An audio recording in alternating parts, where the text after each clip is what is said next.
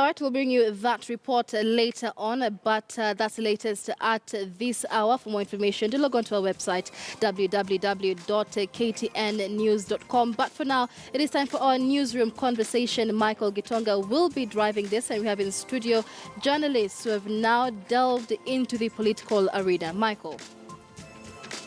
Yes, it is time for the newsroom, where we take a close look at some of the stories that have made headlines, the reportage on them, whether there are areas that we have missed. But today, we're also looking at journalists who've basically changed their pen for the August House and how that's going to change the landscape. So that's part of what we're going to be talking about. Remember, you're welcome to participate in this conversation as we continue, and you can do that via Twitter, and we'll be more than happy to read your comments as we continue, and also pose some of the questions that you may have to the panel that we have this morning. Let me go straight to introducing the panel. And joining us this morning, we have Wanjiku Kibe, who is a former journalist, but is also nominated for Gatundu North Member of Parliament on a Jubilee ticket. Thank you for joining us this morning. Thank you, Michael. We also have Eric Odur, who's the Secretary General for Kenya Union of Journalists.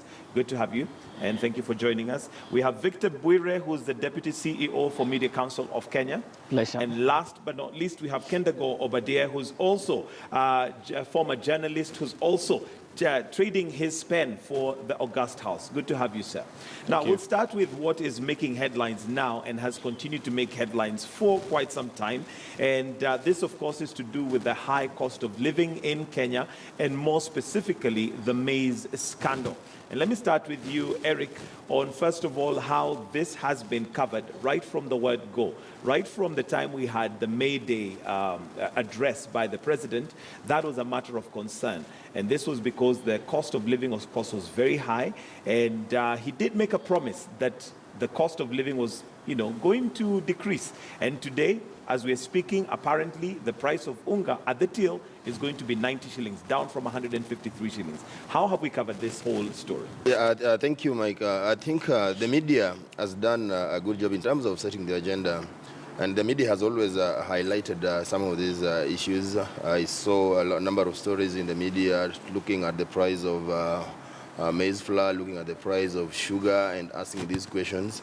And that is why actually what informed the debate that was there prior to the May Day, where the president announced the minimum wage at 18%, because the cost of living actually was skyrocketing, and the Kenyan workers are feeling the heat. And that's why actually the Central Organization of Trade Union actually was asking for 22%, because the media had already highlighted what Kenyans were going through. However, there are some questions that I think media, we've not asked, because we still don't know how did we get here. Because we know the government actually had some very good policies. What happened to those policies? What happened to Galana irrigation scheme? And where did we go wrong? What happened to our strategic grains reserve? What happened to them? I think there are some questions that actually the media may probably have not asked, so that we can get the answers to know how we got to where we are. Okay. Victor, do you feel like possibly, like Eric says, there are questions that possibly have not been asked? Although, as you mentioned that, I think there was an article that I read in the Standard 2 days ago that was basically outlining the grain reserves that are meant to be there, and the fact that not too long ago, I think they had indications that they had been there for 8 years, whereas the proper time that they're meant to be there is 2 years. Victor. Thank you. One, media has done well, obviously has come in late, but they're doing a lot of work right now. Since May... When you say late, what do you mean they've come in late? And this payment thing was coming. I mean, it's not that it just happened in a day. There were already indications that we are going to have a serious problem, where obviously when the issues of climate change, what, like, for example, happened with the money for emergency and that had been set aside during the El Nino time. When you're asking that, where is the Gulana project, for example, and how much money, we obviously know how much money got lost, and it's an audit issue. How far has that done? Obviously, the people who are involved, in fact, some of them, unfortunately, are candidates in the various political who ran down Gulana. But media is doing a lot of work right now. The only thing sometimes is that we celebrate and become excited so much. And that's sometimes it becomes a challenge, because already in the morning I was hearing the hype that the unga is already 90 bob. I mean, and I was just just joking with you here. I sent a driver in the morning, actually, to go and check if that unga was 90 bob. It's not selling at 90 bob, but we're already excited. We're already drumming up. So these are some of the things that we need to do some fact-based reporting.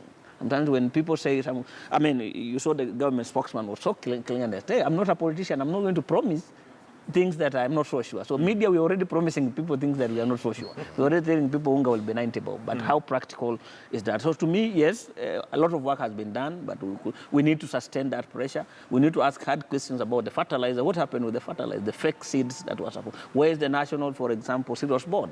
In this, the Kenya national seeds, where are they? The Minister of Agriculture in terms of structures, because we obviously now start seeing the CS agriculture gradually being pushed out. Now we see the PS infrastructure coming on board. What is happening? There seems to be a policy issue that, yes, we have done well, but we can do more in terms of just helping, because it's going to be a serious, I saw the Standard today, the Unga revolution. It's going to be a serious campaign issue. We need to start asking our parliamentarians, where did we go wrong? And both in the various parties, what do we do not to go back? So to me, I see a very serious campaign issue here, which can be used by the media to ensure, because we say we are 80% an agricultural country. But what happens when we are already struggling with simple, small things like sugar? What happened to the various sugar industries, I mean, both in Coast and Western Province? We need to start going back. Many of the people who are CEOs, MDs for these companies that ran down are somewhere either as policymakers or advisors to some of our politicians. So we need to go back, the fact check, just see, to put things in place. But we are doing well. All right. Wanjiku, you're in a very good position right now because you're a journalist, so you know from the perspective of a journalist the questions we should be asking. But on the other hand, you're also now getting into the murky waters of politics and maybe see things from a different perspective now from a politician who needs to promise to build hope, although sometimes it may be empty hope. So your comments, first of all, on where we are today. Okay, thank you, Michael. I think, of course, there are key and important questions that are being asked. However, I think we are also seeing a lot of politics at play at this time, and doing very well that it's the run-up to the elections in August. But I think the government has done well because Kenyans have been crying out to be, because there's a challenge of food. When people have no food, then it's a serious challenge. But when we use that as a way of getting a political mileage, then I think it's very challenging. So my issue is what the government did is good. Because they are trying to cushion Kenyans. Let's ask the real question. For me, the real question is, has the government done well? Fine, we have the Granda project that needs to be done. And I'll tell you for sure, even from where I come from, we need more irrigation projects to be able to ensure that we have food throughout. We know where we are coming from. We've had very adverse weather conditions. That was really not planned by the government. It's not a government scandal. I hope we will not say that. However, the Granda is a pilot project. Can we implement this? We also need to be educating our people. What do they need to do to ensure that we also have reserves? Because what people normally happen, even in the village, once we have a harvest, you'll see most of the farmers could be selling their produce. You know, we need to start training them to be able to have some reserves. But I agree, the coverage is quite okay. However, politicians are taking advantage of the situation. Okay, and now, Wanjiku, when you say that the government has done well, from a journalist's point of view, don't you feel like it's like putting a elastoplast on a wound, such that we are covering? Yes, the prices may come down to 90 shillings from what they're saying, but when you look at the trail, when you look at where we are coming from, like somebody once said, drought is not an emergency. It didn't just happen. Yeah. It's something that comes over time. And now, as one who is throwing in your heart into politics, don't you feel that the media possibly needs to have that trail of where we are coming from and, more importantly, direction as to where we are going? I think the media has a right because that is what they're supposed to do. But I think what I'm saying is the challenge is when politicians hijack the whole process for political mileage. That is what I'm saying. But what the government is doing is right. Could be more, of course, needs to be done. Because I feel we need to invest more in irrigation projects. And I have the same challenge like I'm saying in my village, because our people do not have food to eat. But you realize where there is water, they are able to get sukuma wiki. They are able to plant sukuma wiki. Even if they'll not sell, at least they have food to sustain them. So this is something we need to do. Not even looking at the large scale. Can we start right from down there and try to educate our people? Empower them with water projects. Like in the village, we are trying to revive irrigation projects so that our people have water to be able to farm, even when we have dry conditions. So the government is to do a lot. We've been piloting the Guranda, but can we have now policies and programs that will ensure that we have sustainability in the country? Yeah. Kendago, coming to you, and maybe your thoughts, first of all, on the coverage so far, and also as one who's going into politics, what maybe we should be asking? Well, the questions are very obvious in the sense that, when Jubilee came to power close to 5 years ago, at the heart of their manifesto was food security. And that is not something that you will say, let's wait for 5 years. At the end of 5 years, we're going to report. Food is essential. It has to be on the table every day. And so the question should be, what happened to your manifesto? Why are we here in the first place? Why are you importing maize when you told us that we are going to give farmers enough fertilizer, subsidized seeds, and farm inputs coming down, so that at the end of the day, they're going to sell their produce at a lower cost and the government is going to buy? Now today, we have farmers who are saying, look here, we invested, we put a lot of money in our farms, and we need the turnout. We need some turnover. And they're saying, get a bag of maize at 4,000 shillings. Because if you calculate, you will realize that the farmer is actually suffering. So it is not that we don't have maize in the country as such.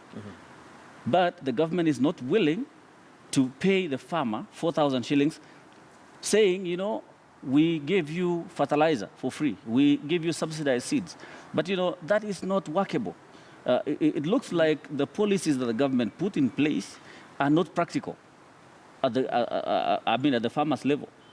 So when you the say questions you're not the policies asking. they put in place, are you talking about possibly like now Jubilee's manifesto at the point of launching the manifesto, or is it that they have actually not followed through their own manifesto? I think they didn't follow through. I think Jubilee government came into power with a lot of excitement, and making reality out of its own promises is now what is becoming a challenge. Look here, they're doing a lot of everything everywhere and nothing in particular, according to my own observation. Because if you talk about building SGR, you talk about roads, you're talking about farm inputs, you're talking about electricity, you're talking about everything. You see, electricity to me is not important. I went through high school without seeing what power was, but food was more important to me because I needed to eat. So they should have stopped the electricity first. I don't need electricity in Kapenguria today if there is no food. Okay, Kendago, you take very quickly to a politician.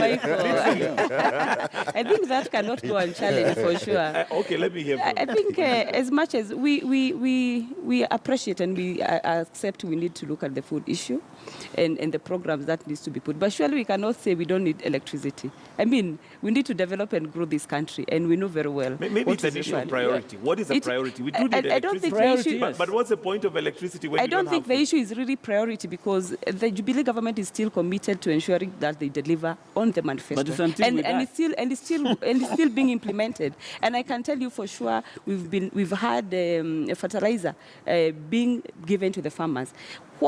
At the situation we are in, what are we looking at? We've had adverse effects of weather, and that I think has caused this whole scenario, So it's like an emergency situation that has arisen that needs to be dealt with. But we cannot say that Kenyans are really hungry. Yes, they are hungry right now, but we've not had this situation throughout. In the 4 years that we've... Let me hear But from Victor. when we are told maize is coming from Mexico, then all of a sudden it's coming from Durban. Then all of a sudden, what do we make of that? But Those are the kind of things they are saying, that this was not even an emergency in the first place. I think the bottom line It was by design. People knew this was an artificial situation. That's the impression that's created. Because once you say we are importing maize from very senior government officials, then all of a sudden it's coming from Durban. Then all of a sudden it sends. But what controls the market? There is a demand and supply, thing that dictates how the market credibility is. Of when information. the supply of maize is low or is high, that is what determines the cost of credibility of information. Food. And again, the other issue is it such a big issue where this maize is coming it's a very big issue. Or it is that now Kenyans can be able to buy a packet of unga at 90 Kenya All right, shillings. now, I'll mention here that politics is about perception. And the perception that is being created by this particular scandal is what Victor is alluding to the fact that there seems to be major holes being poked into the credibility. The fact that, first of all, maize was supposed to have been coming from Mexico. When you do the math, it doesn't take 5 days for maize to get here from Mexico. Then suddenly we have one person in government saying it has come from Mexico, another one, no, actually the origin is Durban. So that... But you see, even leave alone that, even the ship arrived and docked in Mombasa. Then apparently we are told that maize actually was apparently imported by private millers. Then you see a government official going there. Why will a government official receive a private miller's business? Why will the government be talking on behalf of millers? Kenya is not a failed country. Kenya is a country that actually has a very strong economy in the region. Kenya is a country that has got brilliant people and leaders. It actually is shameful that you are going to a shelf in a supermarket to buy maize branded GOK in this day and era. That is like now the government is supplying relief food through supermarkets. And I think that is not acceptable because this thing, government has got officers and policies that actually are supposed to be looking at long-term solutions to some of these problems. So that's why I say, how did we get here? Did we not have the government that actually had predicted, or government officials who could see that in 1 year or in 6 months we are going to have a food shortage in this country, so that we can put in place policies and import this maize prior to the crisis? Because right now, like my colleague here is talking about politics, but the government is now playing politics, and that's why now he's been branding maize flour that we are going to buy. So everybody is taking advantage of the situation. Therein lies the danger for us now in the media, and maybe I'd like to hear from you, Victor, in the sense that we get swallowed into the politics of things and forget the main thing. Here we are right now with a panel where we can almost feel a pull towards having a political debate as opposed to the issues that are on hand. Victor. I work in a public agency. I'm paid by this government. So when I talk, I feel that there are some of us who do government a disfavor, a very big disfavor, by the way we handle and manage things. There was no reason for any government official to go and receive maize on behalf of private millers. There was no reason whatsoever for a government officer to go in a supermarket to label GOK. That's not their business. There's a better way. People have handled crises before, and that's what we are saying. That when something has happened, there's crisis management, the way you manage information, but remain credible and truthful and sincere to people. Because like you said, it's purely an issue of perception. Once people perceive, whether it's true or not, but people have already seen that. So that's the challenge, that it might not be government per se, but the individuals within, sometimes in their hurry, and sometimes not thinking through things, who create this crisis. But yes, once, like we are saying, once they have gone to politics, and we already have 8 people in the parliament. One of the most disappointing things that out of the 8 people, the 8 colleagues who joined parliament, in the current parliament, we have 8 former journalists. None of them have ever spoken on any serious policy, be it on media or journalism or any related. So we hope our colleagues... Well, we'll come to them and find out why they decided to change from journalists to politics in just a bit. But Kendago, now on the story that is at hand, and this is to do with the maize scandal. Moving forward, what are the questions that you would expect to hear from the media so that we bring this into perspective and let Kenyans know what the truth is? Number one, I'm a journalist and a politician at the same time.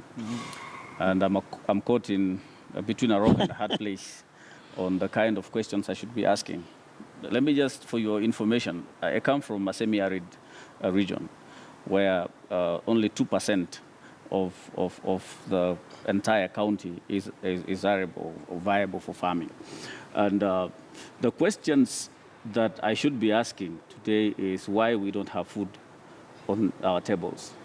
But if I start questioning where maize is coming from today, my people will be looking at me and wondering whether I've lost my mind, because they've, this is the first time I hear a national crisis about food. But you see, we've had it in West Pokot forever. We've not had in food West Pokot, forever. it's not a new thing. It's not a new thing. So when you're crying about buying maize at 180 shillings, the Pokot man is asking, where is the maize first of all? Because I need to buy it, even if it's 1,000 bob, because we don't have it. And so if I start questioning where the maize is coming from, these people will start saying, Kendagor, my friend, if you've been having maize in Nairobi, we don't have it here. So the question I should be asking, I need maize in West Pokot. Now, the questions that my colleagues who still have the power of the pen, the question you should be asking is, now, we are talking about corruption here. It's a scandal already, according to what I hear from my colleagues. It's a scandal. It's a blessing to us in disguise that at least we can now buy it at 90 shillings. I don't know whether, yes. But now going forward is asking whether money was lost, whether people used this crisis to benefit themselves. Because if we lose money in that manner, then next year we'll have another crisis, because we need this money to plan better. We need this money to start empowering farmers. We need money for irrigation in Kapenguria. We're already having one in Sigor, which is not even, it's coming up well, but it's not going to benefit everybody. And so we need more of that kind of funding so that we don't face this crisis again. But if we continue losing money in this kind of, whether it is created, for me, it's not created because I have seen it forever. But for the people in Nairobi, it's something new that, they're feeling it. They don't have, so they should be asking those questions. Okay. So journalists, please ask where the money was lost. We need to recover that money so that we plan better for the future. All right. Eric, as we are finishing on this, I want us to move on to something else. And looking at the cost of living, we've pegged this purely on food, whereas there are many other areas that possibly need, or Kenyans are feeling the pinch. And if you look at fuel prices, for example, they've been high for a while, and those affect everything down the food chain. And possibly, as we conclude, your thoughts on whether bringing down the price of maize flour is the solution. I think generally the high cost of living is worrying, because if you look at inflation, last time I checked it was around 11.45. And so if you calculate that, then you come up with a consumer price index, you will probably also come near that, around 10 or 9%. And that tells you that the price of every consumer goods actually has gone up. And that is worrying. Then number two, what worries me is what the government doing the subsidy. Is it sustainable? And how long are you going to have? Remember, during the Grand Coalition government, we have a similar problem. And I think there was some unga that actually was meant for the people who cannot afford, that was being distributed probably in slums in Nairobi. So is that way, again, where we are headed? Because what Kendago is talking about, if money was lost, where is this money coming from? The government is spending on a subsidy. Can this money be actually invested in something else that can increase the production of food in this country? Probably those are the questions, again, I think we should be asking. Why didn't we invest this money in something that could have actually helped us to get out of this situation? All right. But Michael, could be before we move away from that, I think also we have too much of a reliance on maize, really is the major food. Yes. Yesterday I had a meeting with a group of agribusiness cooperative members, and in our, especially in our constituency, we are looking at banana farming. And we have a lot of bananas in most of the regions. And interestingly, they are making unga out of the bananas. And it's very interesting. I came home with a packet of unga that I'm going to use to make porridge. I'll use that Banana to make ugali. unga. Yes. you know. So I think also even as the media tries to cover this scandal, I really don't want to talk so much about it, because if it's a scandal, then we need investigations so that if anyone is, the culprits can be brought to book. But can we also try to start educating and, highlighting other foodstuffs that can be used as food, so that we cushion our people from hunger? Because we just look at maize, but there are other foods that we have arrowroots, we have ngwashe. There is so much an array of foods that can be used. All right, Victor, as we conclude on this, again, maybe we lack imagination as the media to look at solutions rather than being drawn into the politics of it, and we concentrate purely on who brought the maize, how much did it cost, whereas maybe we should also be using this opportunity to educate Kenyans on alternatives. Thank you. I had that discussion in Western when we were talking about the issue of sugar. And they had the debate we are having, professionals from Western region, telling people that sugar, in the way we are doing farming in Western, is no longer sustainable. When we are still struggling with a quarter an acre, and Singapore and Brazil have already, their technology enables them to produce so much sugar, it's not sustainable. So in fact, sugar can only work if we are going to use those sugar stems for feeding cattle to get milk. So that's the same debate we are saying. In terms of development journalism, are we also providing solutions? Are we, in our analysis, in our criticisms, like you are mentioning, also saying that maybe maize is no longer a sustainable way, that we also help in the criticism? And we have those magazines now over the weekend on Saturday, The Seed of Gold.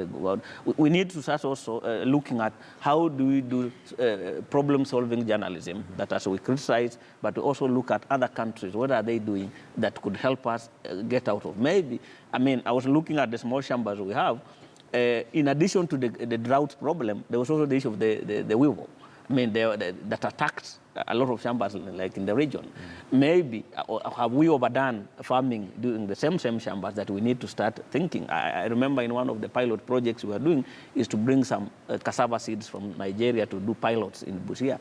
And they worked well, the people who picked. In fact, they almost started a cassava factory in Busia because the potential is there. So yes, we need to start thinking. I remember some of us who come from the lake, it took us a lot of time to notice that the lake, fishing was not going to be sustainable for long. And by the time people are noticing that the population and the lake is almost depleted, it was too long. So you go to the lake, you get almost all farmers, former fishermen are now poor because they took a lot of time. So yes, it is time journalists, we started also providing alternatives, providing lessons learned based from other countries that could help us move away from this problem. All right. Now, thank you very much. Now, moving on to something else. The debate over the declaration of the presidential vote has pitted IEBC on a warpath with NASA principals led by Raila Odinga, the opposition leader, wanting the presidential results to be announced at the constituency level, and have warned IEBC not to think or act otherwise. Let's listen to what has been going on so far. Kisabika kule mashinani, uamuzi huo ndio wa mwisho. Sisi kama wananasa hatutakubali kwenda Bomas tena. Ile apili wamepeleka kwa mahakama ambayo jaji mkuu anatarajiwa aweke pamoja na Pius Board. Tunawauliza kama wananasa waondoe mara moja. Kama mahakama itabadilisha hiyo sheria, hakuna uchaguzi Kenya. All right, and again, just a reminder that you're allowed to weigh in on your thoughts on this. Let's start with you, Victor Bwire, and your thoughts on basically some of those pronouncements, given especially the kind of temperature that we have, politically speaking. Thank you, Mike. One is that it's so bad that we already start preparing our followers not to accept the results, because that's what we are doing, whichever side. And to me, in fact, somebody called me yesterday the other day before they ran that clip in one of the radio stations, and I told her, don't use that particular clip in your story, because we want as journalists to also exercise, much as that's what he said, but once we start preparing our people, listeners in such a mode, it becomes problematic, because we're already telling people that this is, but that's what he said. It's unfortunate, but he has his constitutional right to say whatsoever. But to me, we go back and ask, what does the law say? That problem will only be solved with what does the law say. What does the law say? Once we go back to the law, then, and want also journalists to start asking, because the way even our press conferences, especially the leaders, the NASA leader, the UB, are structured, is that it's purely a monologue. You go, they are standing there, you listen, and you go back. We don't engage. Journalists are no longer engaging.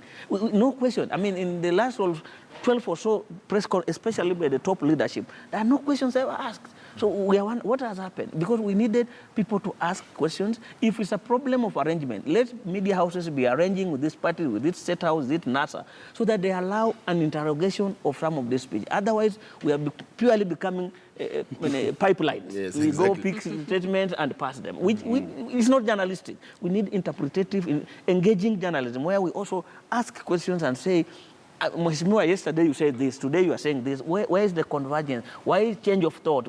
Because that's the only way we will talk about now the issue of substance of this election. Yeah. But if we are just stuck with game of strategy, people dancing, people doing, it's good, yes, for people to read. But we need to engage more. Let our journal, and that's why we're asking media houses to start special desks for election reporting, so that some group of you who can engage, I mean, in some of this discussion. It's so bad that we are just taking statements and passing them over. We have become mouthpieces of this, which is very sad. So this need more to be done. Ask if it's the president or the head of NASA, ask them questions. You have said, but what does the law say? What does that mean? Because I think, and I totally agree with Victor, because if you look at this matter, the way it has been handled by the media, actually the media has not done a good job when they are explaining this issue here, because I think the contest here is about interpretation of the law, and actually that's what the IEBC is saying, because they are saying the law says that the IEBC commission chair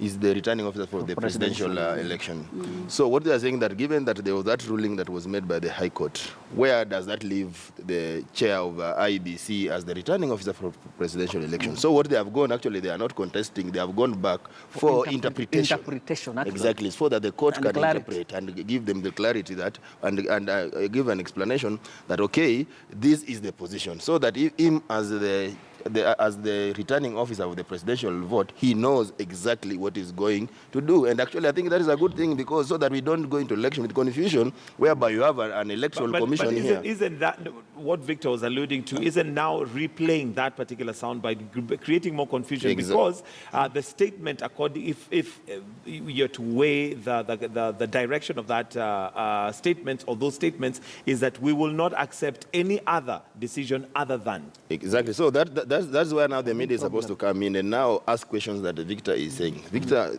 like Victor said, now we go back to the NASA principle and ask them that this is what IEBC This is what the law says. Yeah, and this is what IEBC says, and this is what the law says. So what is your position on this, other than going, because this is a political rally, and when in a political rally, you also want to entice there, and also to psych the people who are in the rally and the crowd. So that's what the problem is. And apparently, when he used to cover rallies some years back, after the rally, we used to insist that we must have a question and answer session after the rally, so that you can ask clarity for clarification from the politician. I don't think that is happening anymore, because after the rally, everybody goes, then the media start playing these clips. So that's where the problem is. And I think of the way forward, we should start insisting that after the rally or prior to the rally, we have a session with the media so that we can ask for clarification on some of these issues. All right, Wanjiku, maybe to hear your comments on that. And now that you're a politician stroke journalist, the fact that maybe, is it practical? Maybe are journalists asking for impractical solutions whereby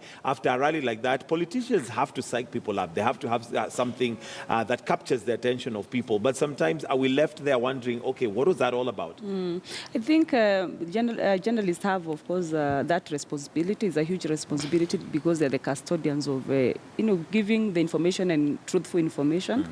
But I think I tend to agree with him. Maybe at times, as a journalist, you go, could be there some of the journalists will go to the field with a predetermined outcome, of what that, press conference is about, and what the person who has got the press conference is about to say.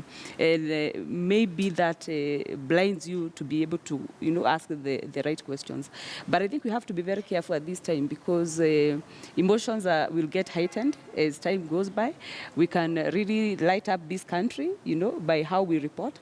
But I think with responsible journalism, could be also, because I'm seeing we also have new upcoming journalists, can we also give them the right skills, capacity, build them so that when they're out there, they're able to capture the right information. All right, Kendago, you're one who has done vast reports and rallies. You've covered many rallies during election time and even other times. And maybe just your thoughts on, first of all, replay of some of what would be seen as statements that are inciting. And secondly, how to cover that. Because practically speaking, after a rally, you'll find the principals normally, the first thing they want to do is literally bolt out of there. So practically, how does that work out? And maybe what you'd expect to see now as we get closer to the election? I watched Hussein Mohammed a few weeks ago, maybe 2 weeks, interviewing Raila Odinga in his Nyalgunga in Karen. And at some point, Raila Odinga told off Hussein Mohammed. He said, that is now boring. Let's move out of that topic. Now, you ask yourself, did Hussein go there to ask Raila the questions that he wants to be asked? Yes. Or did he go there to ask questions that Kenyans would want to hear?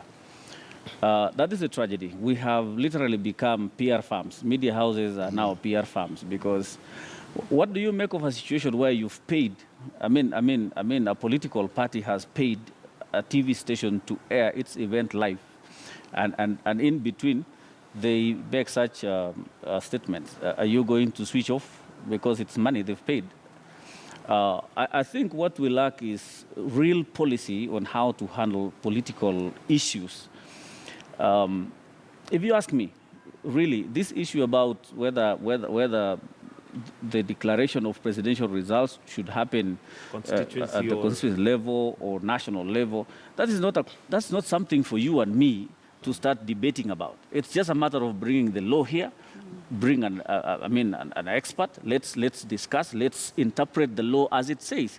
And now that we have courts that has the mandate to interpret that, I do not see the reason why politicians of the stature of Raila Odinga and Wetangula and Kalonzo Musyoka would go to a public rally and start saying, if Jubilee does this, as though Jubilee is the judge in one of the courts, or those are the kind of things that we've just let them slip from our hands as journalists. Fine, let them make their statements, but can we interrogate what they say?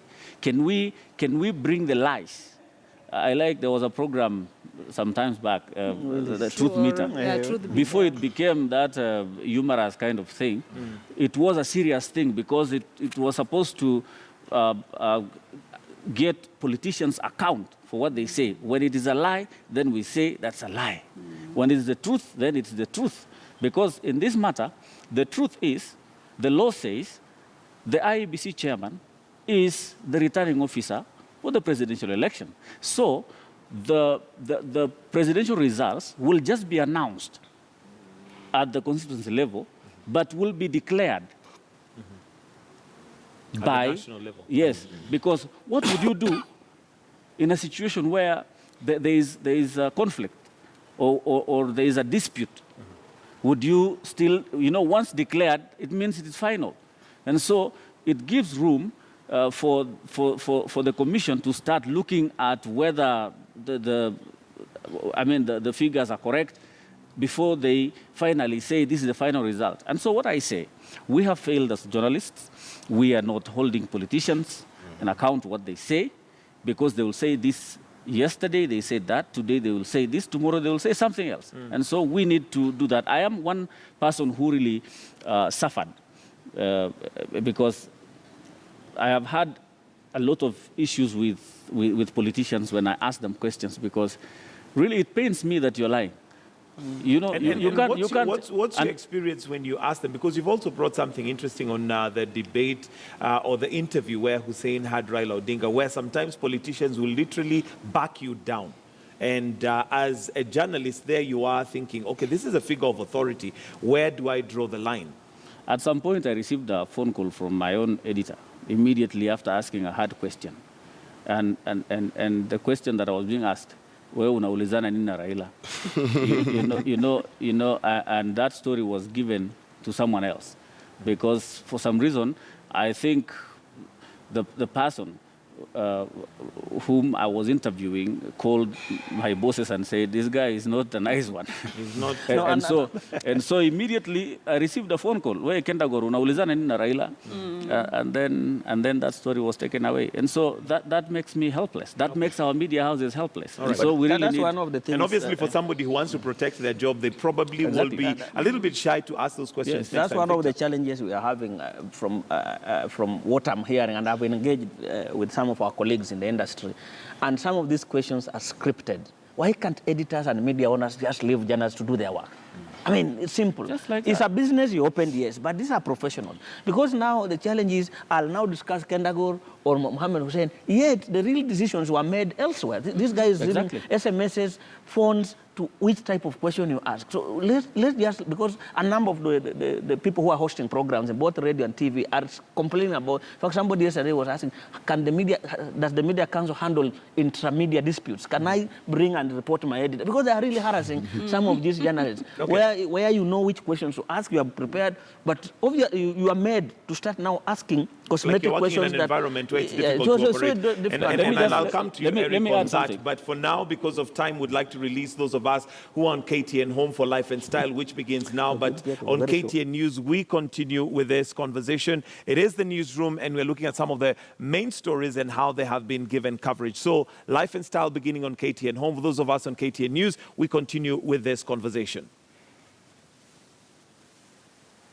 All right, Eric, your thoughts on, that intimidation and, of course, the political environment we're working in right now as we get closer to elections. You'll even have brown envelope journalism where politicians will literally want to have a story go a certain way in their favor. Yes, actually, that is it's worrying us in the media because actually the media is increasingly losing its power and authority and even the space, and that is why it's becoming very difficult to interrogate politicians and hold them to account for some of the things that they are doing.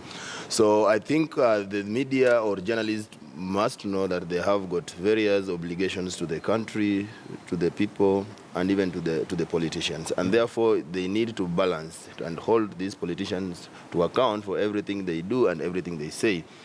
So I don't think that the media should be intimidated by the politicians, because in previous elections, I've seen when there is an issue that probably the media needs to be clarified, the politicians, you wait for them. And I remember during those days, even if as a Uhuru Park, after the rally, you'll find us camping outside that politician's car, waiting for him there and with our mics and everything ready. So before he gets in car, you ambush him so that you can ask him those questions. But that is not happening anymore because, again, politicians, because they know that it's happening. Now what they do, they go there accompanied by some unruly youth who will shove off the journalists and stop them from asking those questions. Mm-hmm. But I think what we need as a way forward, we need to have some kind of an arrangement with the politicians. So they allow the journalists to do their work. Because by the end of the day, they also want to rule a country whereby everybody can be held to account. So if you're in the opposition and you don't want to be held to account for certain things, then when you come to the government, or you as a opposition want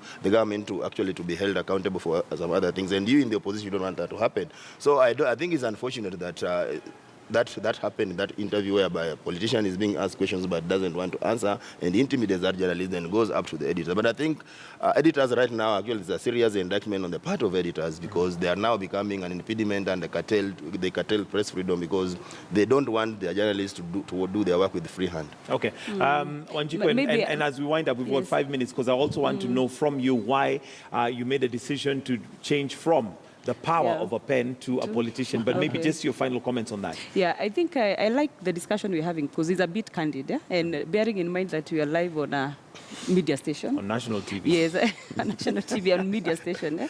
And I think that's not just a challenge here. And like I said, at times a journalist will go out there. At times it's not by default or by choice.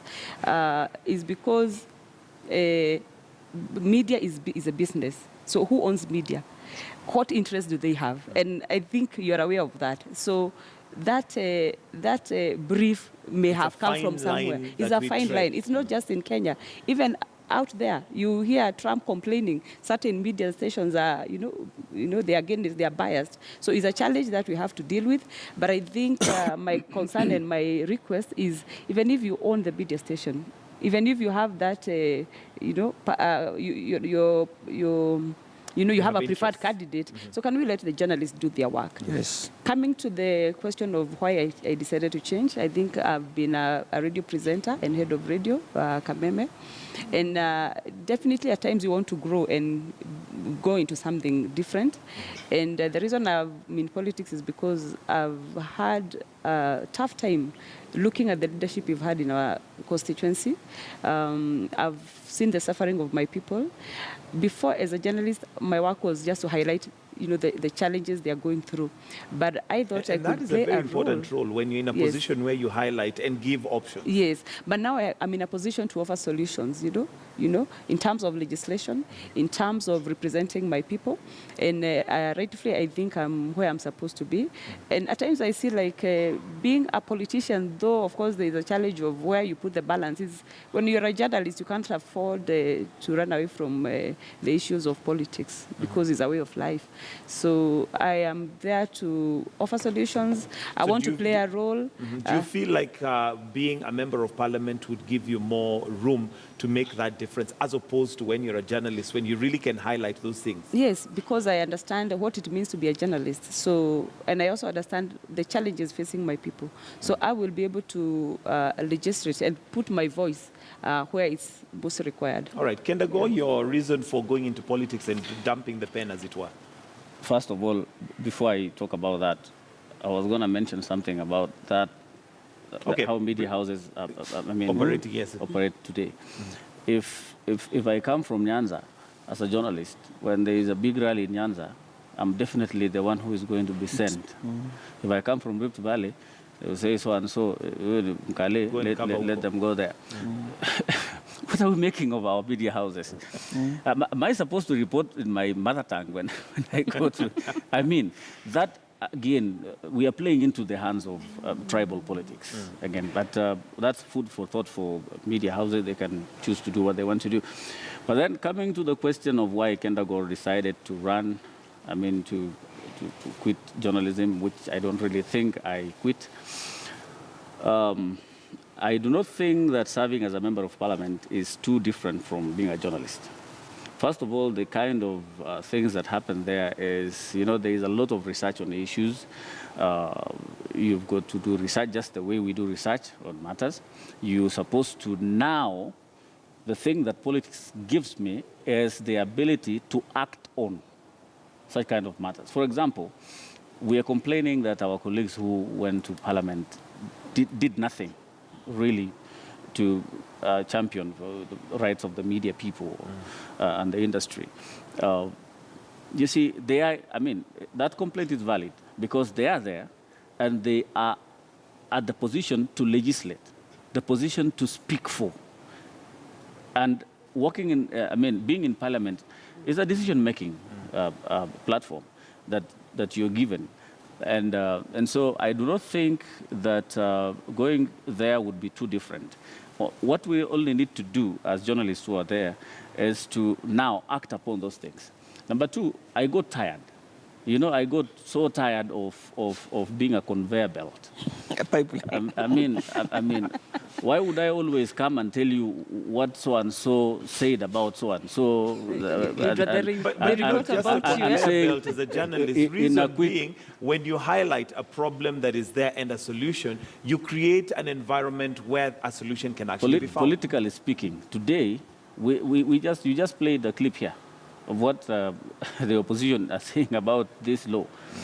What you've done is simply play, and then you're not given the right by your media house to start interrogating those kind of things. And so I felt that I was just supposed to bring what William Ruto has said and tell Raila, William Ruto said this, what do you have to say so that I have that thing? The stories are written in a very, very funny way. In a and in a quick rejoinder, so and so said this. And, those kind of things. Okay. And so I got tired. But the one that really, really hurt me is talking about my community all the time. Problems. I got tired of being branded as a bandit when I'm not, just because my community practices some kind of, a few individuals does some kind of things. I got tired of talking about hunger without being part of the solution. All right. I got tired of those kind of things. And all right, time waits so, for no man, and unfortunately we are out of time. Victor Bwire, your comments very briefly in like 30 seconds on journalists, because we seem to have a huge number this time who've traded their pen for the August House. We wish them well. Let them count on our support wherever they are colleagues, and we want to help them morally, even sometimes financially where we can. We'll help them. We want as many of them in that August House. Ideas, feel free to consult any of us in a friendly manner as professionals, but we wish them well. We want to have as many of them in Parliament as possible. And once we are there, remember again, you are watchdog role as a journalist. Now you have transformed yourself into a policymaker. Please don't let us down. We'll be watching you. Eric, your final comment. Yes, what I wish them well, and if you go there, I think there's some things that we will wish you that you do.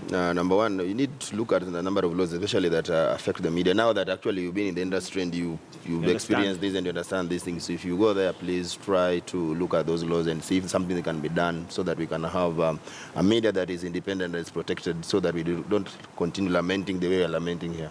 Okay. All right, thank you very much. We'll have to wind up right there. And that's Wanjiku Kibe, who's a former journalist, but also running for Member of Parliament for Gatundu North. We also have Kendago Obadia, who's also a journalist running as Member of Parliament for Kapenguria. Eric Odor, who's the Secretary General for Kenya Union of Journalists. And last but not least, we have Victor Bwire, who's the Deputy CEO for Media Council of Kenya. That is the newsroom, and we wind up right there. We're going to take a short break. When we come back, we've got some news updates coming out for you.